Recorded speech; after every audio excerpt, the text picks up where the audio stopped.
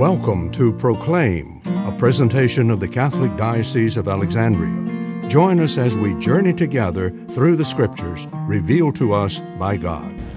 Good morning and welcome to Proclaim. As we continue in chapter 14, we now find the preparations for the Passover that will ultimately be that final meal that Jesus shares with his disciples. It says, on the first day of the Feast of Unleavened Bread, when they sacrificed the Passover lamb, his disciples said to him, "Where do you want to go and prepare for you to eat the Passover?"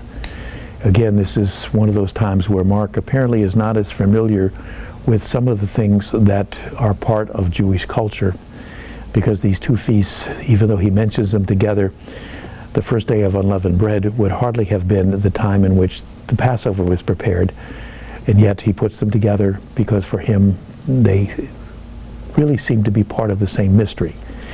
But it also is rather interesting the way in which this scene unfolds. The fact that they ask Jesus, what do you want us to do in order to prepare for the Passover?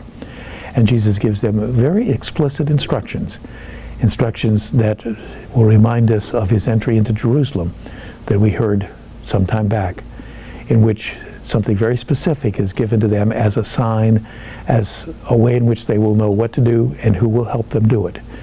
Again, it's a rather interesting parallel that we find between his entry into Jerusalem and the preparation for the Passover, a meal that will have significance in many, many different ways, both for Jesus, his disciples, and for the community of the church that will do what Jesus himself had done.